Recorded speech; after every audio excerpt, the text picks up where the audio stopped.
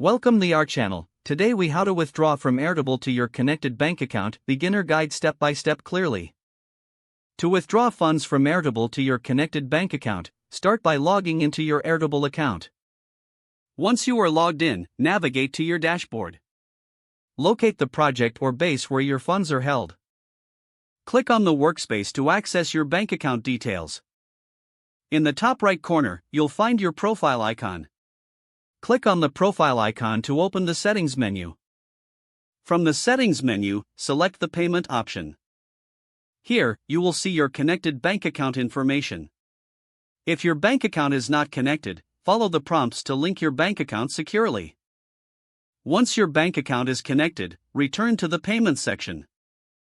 Look for the Withdraw option. Click on Withdraw to initiate a transfer. You will be prompted to enter the amount you wish to withdraw. After entering the desired amount, confirm your withdrawal request. Review the transaction details for accuracy. If everything looks good, proceed by clicking the Confirm button. You will receive a notification confirming your withdrawal request has been submitted. Typically, processing times can vary. Check back in the relevant section for updates. Keep an eye on your bank account for the funds to arrive. If the page does not load, refresh the browser or try again in a private or incognito window.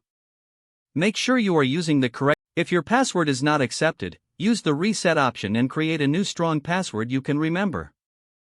Check your spam folder for verification or security emails, then complete any requested confirmation steps. Enable two-factor authentication if available to improve account security and reduce unauthorized access risk. After signing in, review your profile details so your contact information and settings are accurate and current. If you see an error message, note it down and try again after restarting your device and internet connection. Log out when you finish, especially on shared devices, to keep your account and payment information secure.